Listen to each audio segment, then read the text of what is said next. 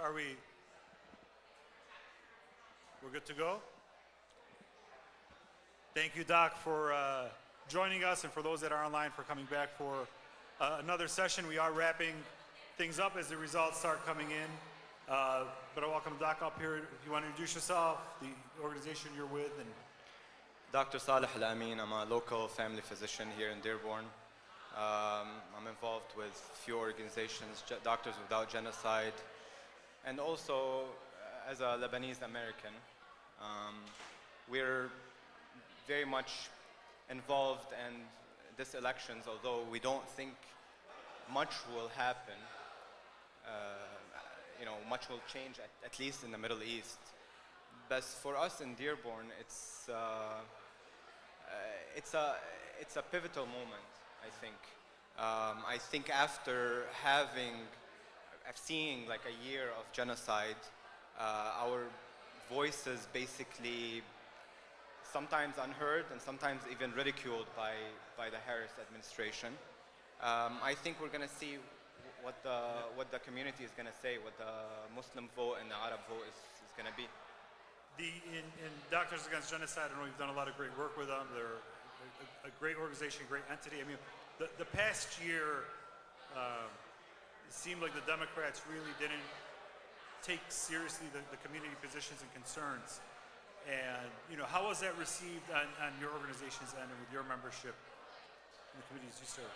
Basically, when you see the carnage, when you see the genocide that is happening in Palestine, in Lebanon now, every single one of us feels personally attacked, personally being targeted.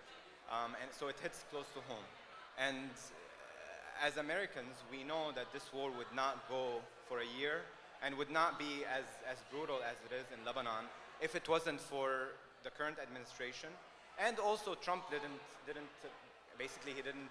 shy from telling Israel to finish the job. So we had to, basically in Dearborn, we had to figure out where we stand and basically respond to what has happened. Our vote today is a message for now and for the future that our positions have to be well heard. Doctors are still being killed, ambulances are still being bombed, nobody's saying anything. We see the State Department issuing statements saying we listen, we're going to investigate, we're going to do 1, 2, 3, but no real action. And what is going to happen tomorrow morning? What is your take on either one of these administrations coming in? Honestly, no matter who wins the elections tomorrow, we don't think it's gonna change anything. What really matters is what's happening over there, the strength of our people back home. What really matters are the voices, our voices, the people that you see here that are still persistent. There's a lot of physicians, there's a lot of entrepreneurs, there's a lot of professionals that are every day rising up and raising their voices and saying enough is enough. What's happening on the border in Lebanon, what's happening in Gaza, the patience and the strength that our people are showing is what really matters. We all hear about these, we all watch movies, American action movies, stories, and we all like the superhero that saves the day. And we're seeing heroism, we're seeing people that are very resilient, and we should learn from them, honestly. Yeah. Well, look, Doc, thank you. I know it's been a tough year, but we got some challenges ahead of us, but we have to keep pushing. And I don't know if you have any messages for those that are viewing, what they can continue to do for, helping those in Gaza and Lebanon, but what you would like to see them do here domestically. Well, domestically, we have to see better representation and better hearing more of our voices.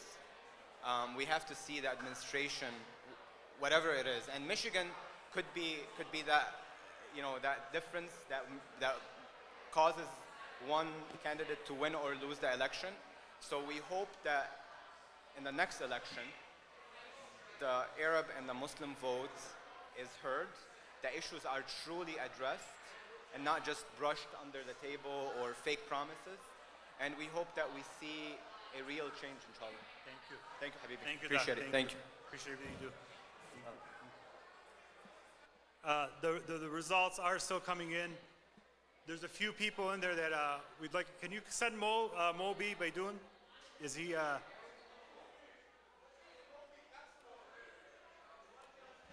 Come to the stage, Mo. Come to the stage.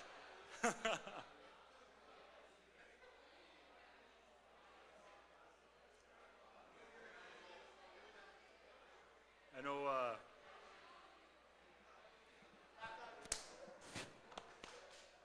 Come, have a seat. Have a seat. What's going on here? For those viewing online, this is Councilman Moby, who is one of America's top 10 council members ever. Wow. You're putting me at like all the way at right the top. up there. No. Give us your take, man. How's it been as someone that's run a campaign, an elected official the past year, everything going on? How you feeling? I mean, how's your family in Lebanon? And I think it's no secret. First and foremost, I want everybody to know Abed is Mike Ayoub's favorite nephew, probably favorite person on earth. So I want to make sure I make a good presentation because I want to stay being Mike Ayoub's favorite person as well. I think everything that has taken place in the last, since October 7th, we're constantly using things like the right words like genocide and ethnic cleansing, but we also need to make sure we're using words like terrorism, because these are terrorist attacks. In any other place in the world outside of the Middle East, we'd be calling this and condemning it as terrorist attacks. I think what's happening in Lebanon and Gaza, it's 100% a genocide, and these are straight terrorist attacks. When I spoke with the Detroit Free Press, or anytime I speak to the media, I'm constantly letting them know Israel's a terrorist state. Israel's a terrorist state. It never gets aired. So if there's any message that I can give out there, it's Israel's a terrorist state.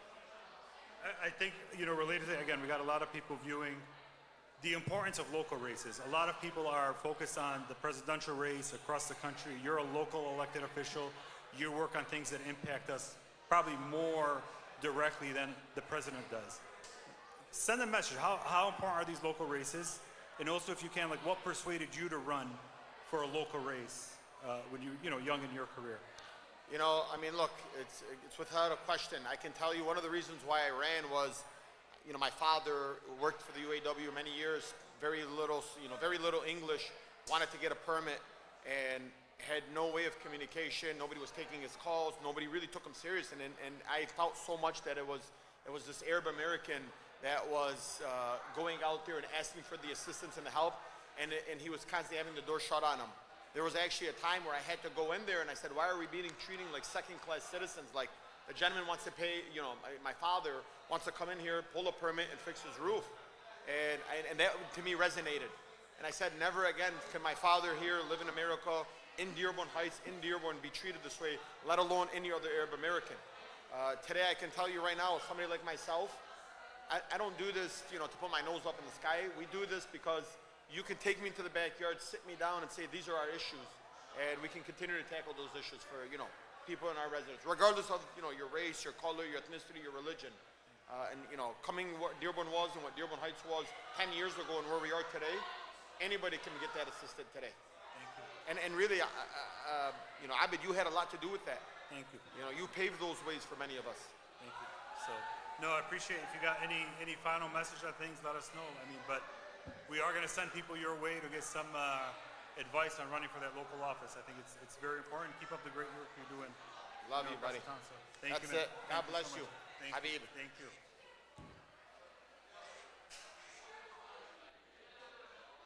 One more. Where's Mo? Yeah, let's call Mo in if we can make that work. And then I want to also see Adam Abu Salah while you set up Mo. Yes. Adam, come have a seat. Is this live right now? This is live. We're streaming on Instagram, YouTube. Can I shout out Hussein Dabaja? I just want to say Hussein Dabaja told us. Yeah, he did. He did. There was a lot of people that were.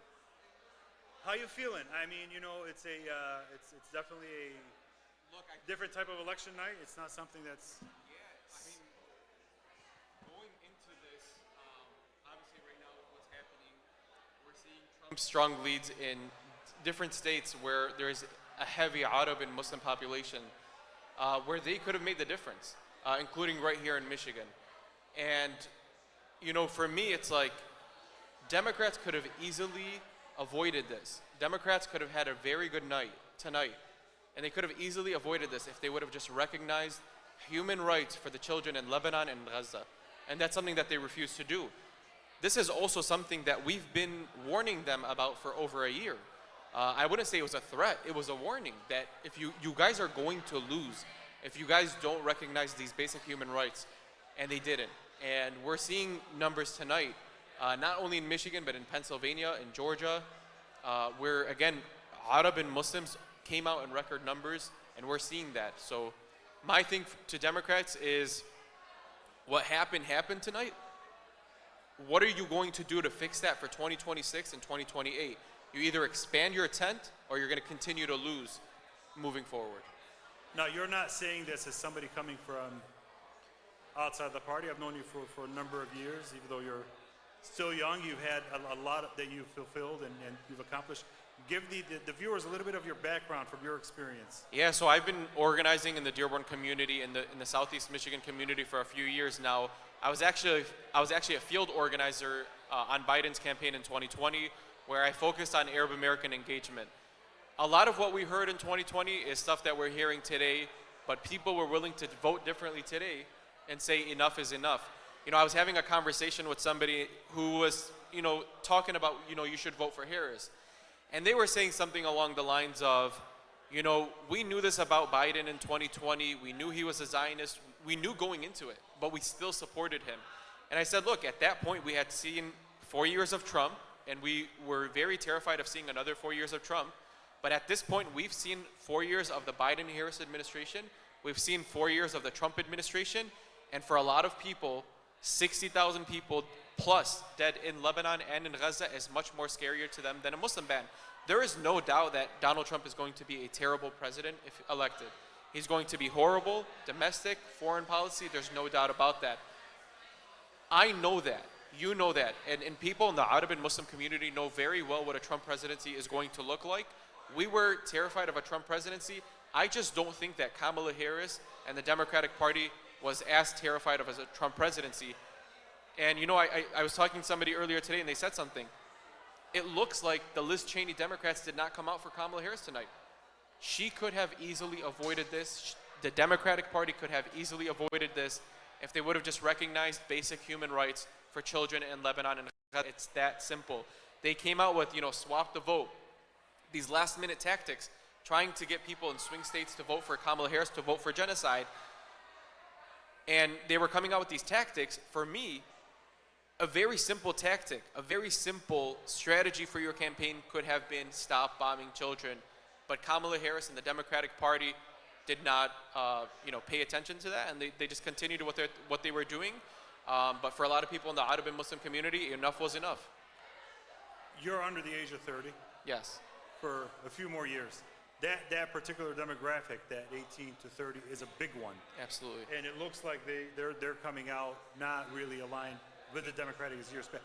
Do you see this, you know, with your peers within the community or outside of the community as a whole? Paint us a picture of where this, you know, generation is. Look, I say as Arab and as Muslims, our very existence is political.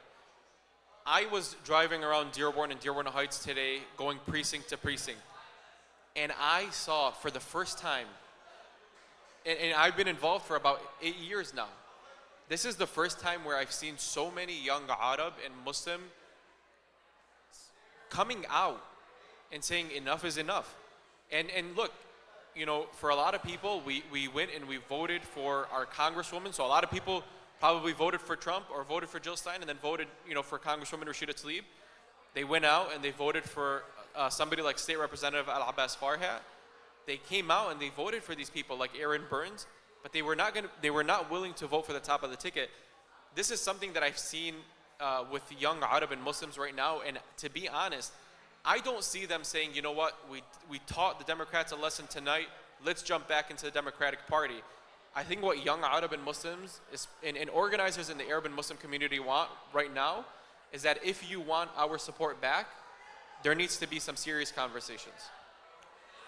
What are the next steps? What do you foresee yourself doing, personally and on these issues? And I know you talked about where we are, but how are you feeling personally about everything? Look, I think for a lot of people, we knew that whether Kamala Harris won tonight or whether Donald Trump won tonight, we were going to have to continue to organize. Personally, I don't feel that if Kamala Harris was elected, anything was going to change. I don't think she was going to be any better on Gaza. I don't think she was going to be any better on Lebanon or what's going on. I don't think so. So we've known that for weeks now, that moving forward, we're going to have to organize. Now, whether it's organizing under Trump, whether it's organizing under Kamala Harris, the question is how much different is it going to look? I don't know. But what we're showing tonight is political power, that we have political power. We may not have the numbers to make somebody president, but we have the numbers to make somebody lose the presidency. And, we've seen that, and we've been saying for months now. I know Abed's been, talking to people in D.C. and different people. Look, we've been saying for months now, Michigan is going to be very close. States where there are Arab and Muslims, they're going to be very close. They just weren't listening. We showed that, tonight we showed that we have political power, and, moving forward, it's going to, how we're going to organize is just, maybe I'm wrong, but I truly believe it's going to show, it's going to be based on what the Democrats are willing to do. Are they willing to have conversations with us? Are they willing to have serious conversations with us? Not just lip service, but actions. And I've been saying this for weeks now, and different people have been saying this for weeks now. Democrats are very quick after a school shooting to tell Republicans, thoughts and prayers are not enough. We've been telling Democrats that for the last year. Thoughts and prayers are not enough. We need action. Unfortunately, we didn't get action. And for a lot of us, we said, listen, if Democrats are not willing to change course when they need our votes right now, why should we believe that they are going to change course when they're elected, for 4 years? It just to me as a young Arab American, as a young Muslim American, and in talking to young Arab and Muslim in the community, I just don't know, what the Democrats are going to do, but we're not going to stop. Thank you. Appreciate you. Keep up the good work, Adam. Appreciate You everything keep you're up the doing. good work, man. Thank Appreciate you, man. you. Thank you so much. Thank you. Councilman Mustafa, right? You come.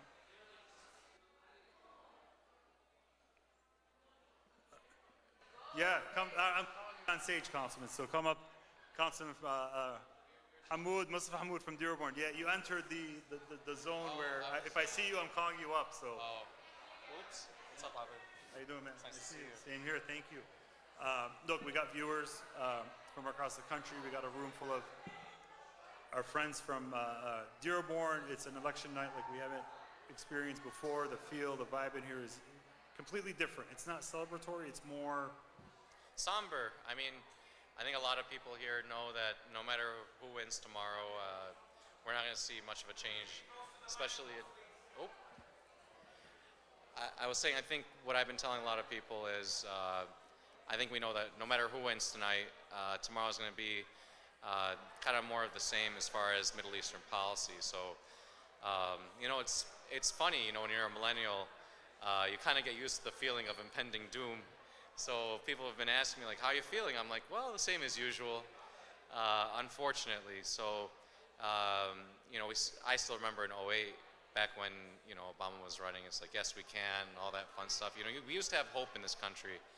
And, what I've also been telling people is I think it's really unfortunate that today's choice came down to MAGA versus a neocon Democrat. So it's a very awkward position that we were all put in today.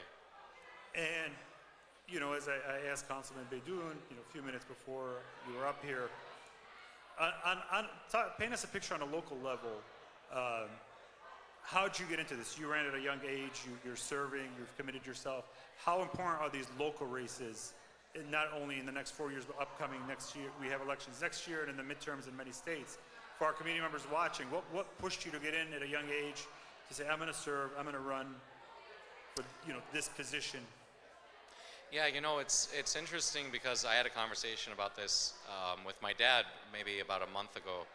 And one of the things we realized when it became apparent that both parties wouldn't be able to fulfill our needs was the importance of local elections and state elections when it comes to protecting the rights of people, but also, making sure that your day-to-day life is not disrupted by the noise at the federal level. So I think that's one of the reasons that I know I'll sleep more soundly at night.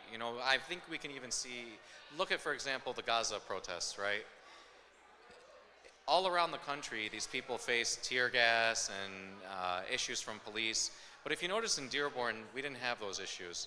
You had the same people who were protesting in Ann Arbor, but all of a sudden it was a peaceful demonstration in Dearborn. I'll tell you what it really was. It's that you had an administration and a police chief that actually understood, these people just want to be heard.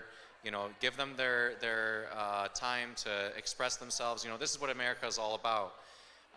So I think it's important that there are safe spaces that we as a community can even create to allow people to express themselves with what should be normal, basic American rights. But because of the way that things are now, I think it's actually more important than ever that we engage at the state and local level because, again, as I said, we're lucky to have a lot of state officials like Al Abbas, for example, and even Aaron Burns, who come down to our community and deeply empathize with our experiences. So I think it's very important that people understand that those local races sometimes matter even more than federal, and you actually make more of an impact on the local races. Even one person working on a campaign, you as a one person, you can influence a lot of people and actually swing a race more than you actually think. So, and you can make a substantive difference in the lives of people, yourself and others that you know, by making sure to interact and get people out to vote for that. And on that point, recently we held our ArabCon conference here in Dearborn, and one of the main reasons we selected the city, not just because it's my hometown and it's a great town, but knowing that there's a friendly city council, a friendly mayor, a friendly police chief, that our event was not going to be canceled. We weren't going to be targeted. If there were threats, they were going to be taken seriously. So there is that added level of feeling comfortable and security in in a local race. We appreciate that. Yeah, no, that is the main reason why the city of Dearborn should be the conference hub for Arab and Muslim Americans. I'm gonna give it a plug. We had a great conference out here. The administration was incredibly accommodating on all levels. The police chief, the mayor, the city council, everybody involved in our planning. It was one of the one of the easiest administrations to deal with, and we welcome that. I encourage you, if you have a Muslim or Arab organization, do your event, even if it's not Muslim or Arab, do your events in Dearborn. You won't regret it. Your family's from South Lebanon. I hope they're all safe, but setting the politics and the positions aside, you personally, what are you taking away, from this evening and from the past year of genocide and the war in Lebanon that we've seen? So it's a loaded topic, obviously. So I do have a lot of family. My mom's whole family is still in southern Lebanon, and one of the things that's been tough is helping people understand that the other thing about having Arab American elected officials is we also have lived experiences that are very similar to other people in the Middle East. It's a tough topic for me. So I was in Lebanon in 2006. I witnessed Israeli bombing, and my grandfather's house was leveled in 2006. And again, Tabean today is still subject under heavy Israeli bombardment, and we're not even sure yet the extent of the damage. But so far, luckily, most of my family has been able to go to other villages, but we're not even sure they're safe in those other areas, which is the really unfortunate part. But explaining to people that we understand that their anger sometimes is directed at us as elected officials, but we're all in this together. So it's been tough to navigate and trying to make sure there's no fitna even in our own community, because at the end of the day, whether they're bombing Palestine, whether they're bombing Lebanon, whether they're bombing Yemen, whether they're bombing Syria or Iraq, at the end of the day, we're all pushing together for the same policy, and I don't think, at least none of the elected officials here are going to settle for anything less than a complete stop to all these hostilities that we keep seeing in the Middle East. But it's definitely been a very emotional time for many families here. And like I said, I think it's unfortunate that either way, we're going to be facing quite a bad outcome in the Middle East from this election.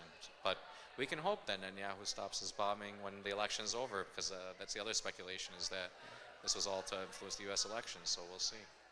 Thank you. Thank you. Well, I appreciate you and the work you do and the work your family has done through the years. And, you know, and we want to keep pushing with you and making Dearborn better and the country better. So. Yeah, I mean, inshallah, we'll continue making good moves here. I encourage everybody online and elsewhere, come check out the city of Dearborn. We're known for our coffee shop scene now. And alhamdulillah, we have food from all over the Middle East as well. And we have a lot of community members who do a lot of good work. So, you know, alhamdulillah, it's a growing and thriving place. And we're actually still one of the fastest growing, actually I think we are the fastest growing city in Michigan. So there's a reason for that. And under the leadership of the current mayor and the current council, I think we've been getting a lot done. So thank you so much for having me, and thank you for even being here. Of course, anytime. So, thank you.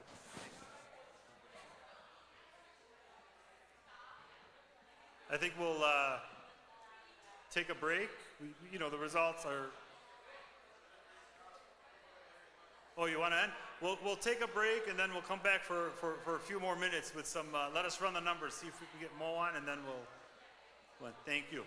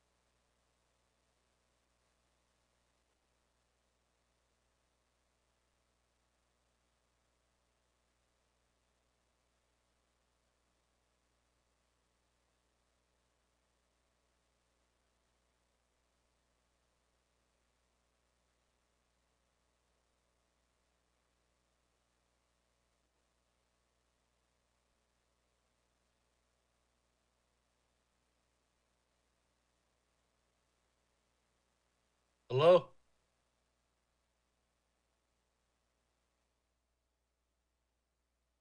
You guys hear me?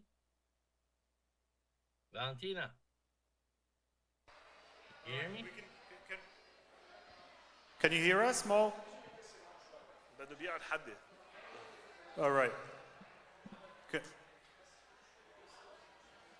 can Mo hear us? We're trying something new here.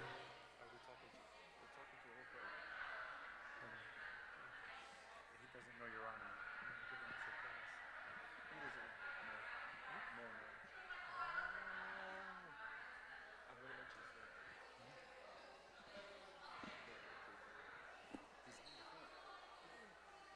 All right, are we? Huh? Skype on the computer? What do I do? How do I, what is the Skype?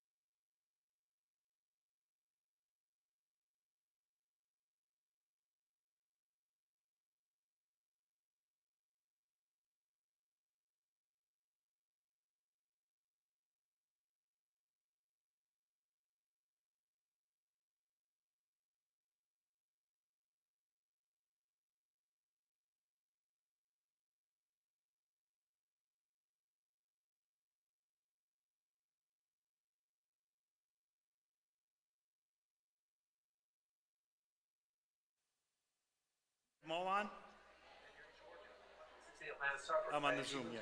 It says host has joined. You let them know you're here.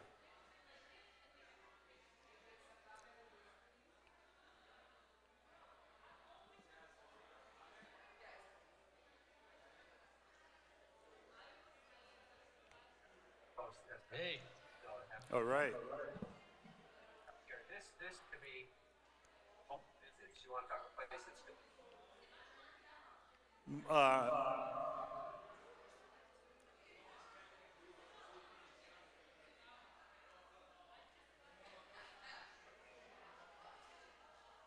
All right, Mo, can you hear us?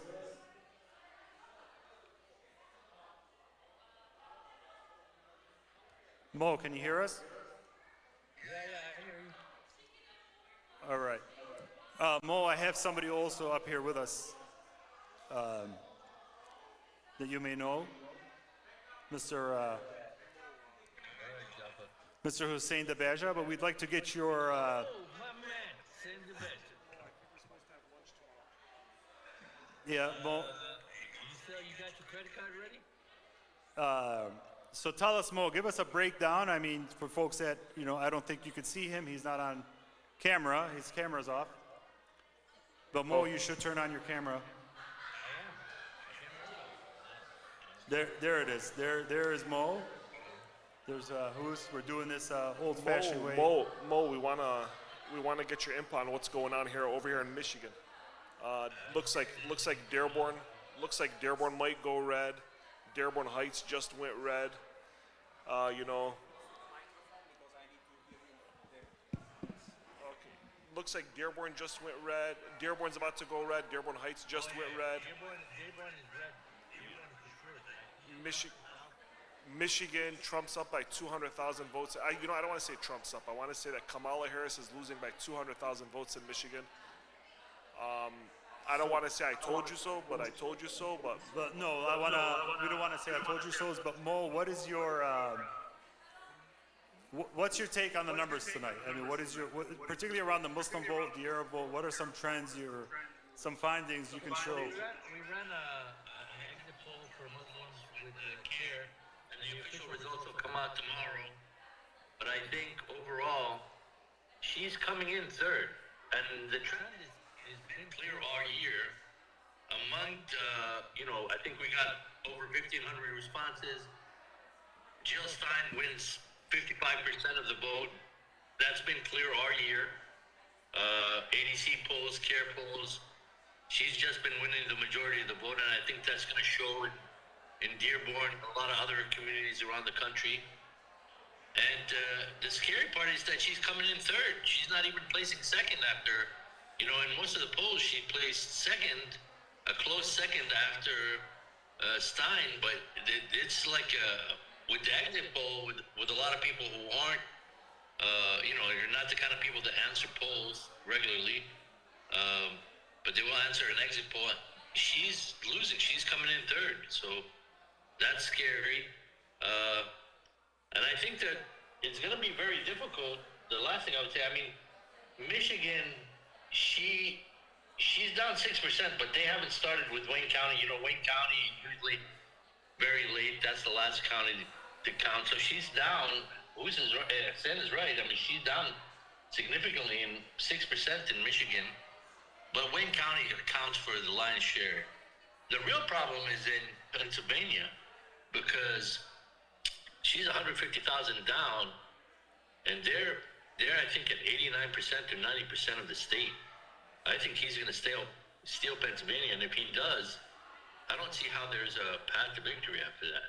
There's also, if you look at, like right now, we're looking at Georgia. In Georgia right now, he's up by about 120,000 votes. There's 93% of the vote is counted, so there's probably about 300,000 votes outstanding. She's got to beat him by more than 2 to 1 votes in order to take that. And I know I think we're waiting on Atlanta. Those counties that are, there's basically 3 counties in the metro Atlanta area. The big one is Fulton. That's the biggest county in the metro Atlanta. That's 97% in. That's the bulk of the quote. The other is Gwinnett County and DeKalb County. They're kind of like the suburbs, and Gwinnett is kind of like the exurbs of metro Atlanta.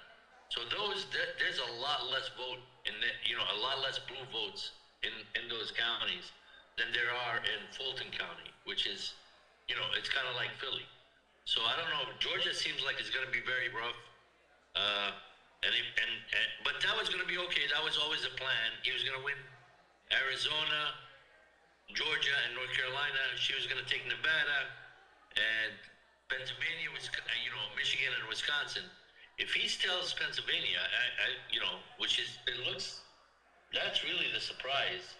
I think it's over. I think it's. Mo, is there anything from the numbers that are coming in that's surprising you? Whether in our community or outside? Yeah, usually when Dems lose Pennsylvania, it's because there's not enough votes in Philadelphia to carry Western Pennsylvania.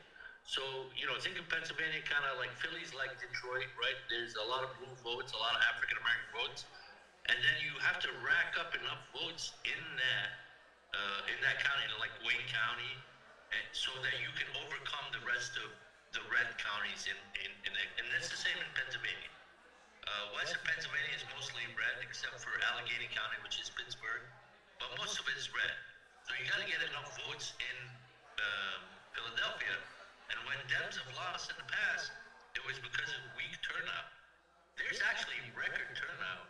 I think the story is going to be a defection of African American males to Trump. I think that's going to be a big story tomorrow, because he's not getting the vote share in Philadelphia that a Democratic president that Biden got for sure, that even Hillary Clinton got. That's a real problem. When your base is defecting, and Latinos in Nevada, Arizona, even in Georgia, Latinos defected. He won 30 to 40% of the vote, and they'll tell you, if you're losing 30-40% of the vote, Latino vote as a Democrat, it's impossible. It's almost impossible to win. There's something I want to mention about the numbers, and I'm going to go back to Dearborn, hometown of Arab America. Hometown of Arab America, but I wanted to go back to. But if you look at the numbers over in Dearborn, and if you look at the numbers over in Dearborn, Kamala Harris, I think, as of right now, is at like 25 to 27% of the vote in Dearborn. But if you look at other Democrats, I mean, you look at Alyssa Slotkin and Kamala Harris, they're about 25 to 27%. Then you drop down to the Supreme Court race, Al Abbas Farhat, Rashida Tlaib, who are right around 70%. I believe the Supreme Court race is just over 60% of the vote. So, you know, on CNN, they've just spent about 5 to 7 minutes talking about the city of Dearborn and Wayne County. Pretty much, I mean, they're going to try pointing out that the Arab vote is, you know, maybe like we flipped on the Democratic Party or whatnot. I mean, the Arabs ended up voting overwhelmingly for the Democratic Party, but they voted no against genocide. They voted no against, you know, Kamala Harris, who sent as much money as she could have possibly sent to Israel. They voted no against Alyssa Slotkin. And honestly, it looks like Alyssa Slotkin was the shoo-in, where they said Kamala might lose Michigan, but Alyssa's going to take it. And, you know, I don't know, like, right now what it looks like, but, I mean, earlier today she was down by 4 to 5%. I haven't paid attention to that Senate race. How is Alyssa Slotkin doing? She's probably going to lose. She's down by 4% right now. Alyssa Slotkin's down by 150,000 votes. Sorry, Mo? Is she overperforming or underperforming? Kamala Harris? Underperforming. They expected Alyssa Slotkin. They expected Alyssa Slotkin to be about 4 points ahead of Kamala Harris in this vote. And as of right now, she's down by 4 points. She's down by 150,000 votes. I think she's doing slightly better than Kamala Harris, but nothing serious. She's actually giving a talk right now, I think, at her, they're showing her on TV at her victory, what was supposed to be a victory party, so. You know, we've been talking about nightmare scenarios. Me and Abid have been talking about nightmare scenarios all week about what we're going to do and how we're going to message. I think a nightmare scenario that we haven't even thought about is if she wins Michigan and she loses Pennsylvania. No. And the narrative is going to be that she should have picked Shapiro and not paid any attention to that, you know, which is that's going to be a crazy. But look, I think the nightmare scenario would be she wins Michigan and he wins the general election, because at that point both parties and candidates say, we didn't need you. Yeah, and not only did we not need you, we should have picked Shapiro. We should have picked Shapiro because the way she wins, if she wins Michigan, the way she loses the election, if she loses Pennsylvania, right? If she wins Michigan but loses Pennsylvania, she's going to lose the election, right? There's no way to get to 270 at that. But that's not going to happen. Well, look, I think one point more you may bring up with what you're saying is the narrative could be they could change it and flip it. Hey, Harris lost because she was too soft on Palestine. She should have taken Shapiro. Look what happened. You were too soft. You were too soft. If you would have been stronger, you could have won Pennsylvania. You could have won Michigan. So we have to be prepared, because that's probably the message that's going to be out by tomorrow, 8:30 in the morning, before many of us are even awake. They're going to already be pushing, you know, that conversation. Yeah, 100%. I think that's going to be the story. Especially, I mean, we'll see. But I'm looking at the numbers right now coming out of Pennsylvania. It is almost impossible for her to win. I mean, they are 90% in, and she is over 150,000, votes down. Yeah.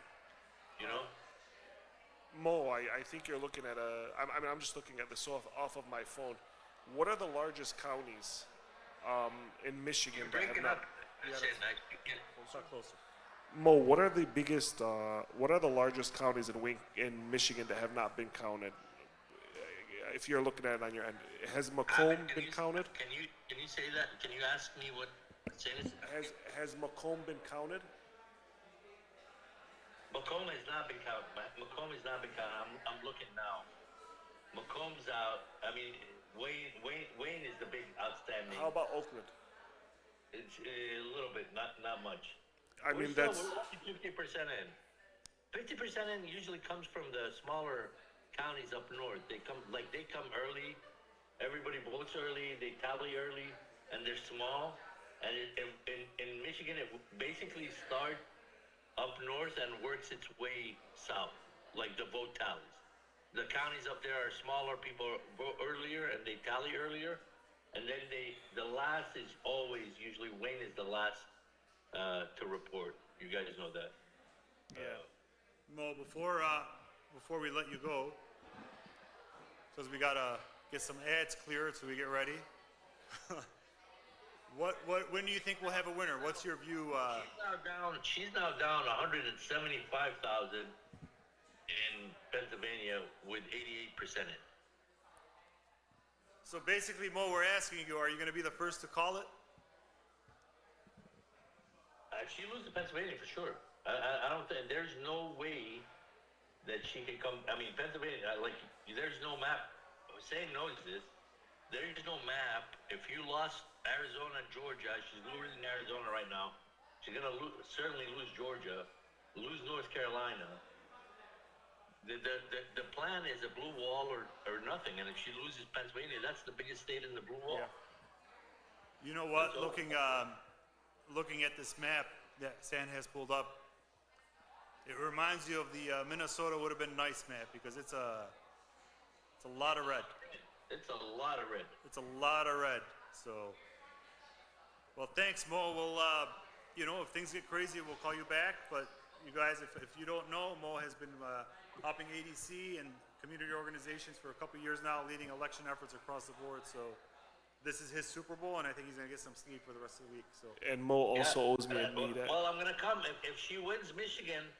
San has promised to take me to Dearborn Meat Market, which is like the. So I gotta get ready. I'm gonna not eat for like 3 days, and then come out. No, Hamtramck. Look, Hamtramck voted for Harris. Kamala. Hamtramck voted for Harris. No, it was close. But Okay, Mo. Yeah. all right, I'll Mo. see you guys later. Take care. Bye-bye. Can't wait for that meal. You got anything to you want to add or break down, San? Genocide. Let's see. How am I going to word this? Financing genocide does not pay off, and Kamala learned that tonight. Yeah, and there's a lot of races that are falling into place on the Senate, House side. This is going to be a completely different government makeup if these numbers hold. So it looks like the Republicans are going to take Republicans will take the Senate.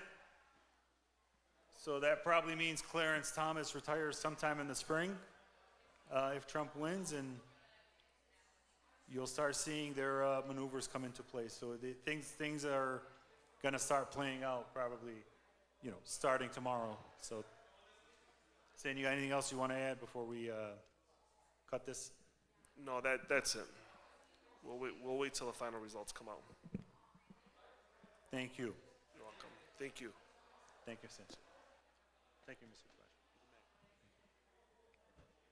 Flash. All right, I think, look, there's, final polls are closing, but the race probably won't get officially called until the morning. But the direction it's going, it seems it's not looking good for the Democrats on for the White House, for the Senate, for the House, and that was to be anticipated. If you follow the anger and the frustration coming from many in the Democratic Party over the handling of Gaza, there are many things left to be discussed, many conversations left to be had. But as we said, this isn't an evening of celebration. This is an evening of, it is a somber evening for many. There's a lot of reflection left to, do, and a lot of conversations that still need to be had on how we move forward as a community. But we'll continue doing so at ADC and, from our offices in DC and our offices across the country. We'll continue pushing on behalf of the community. So with that, I want to thank those of you who are here in person and those of you that were viewing online throughout the evening. Thank you. Visit adc.org for more info on the organization, and take care.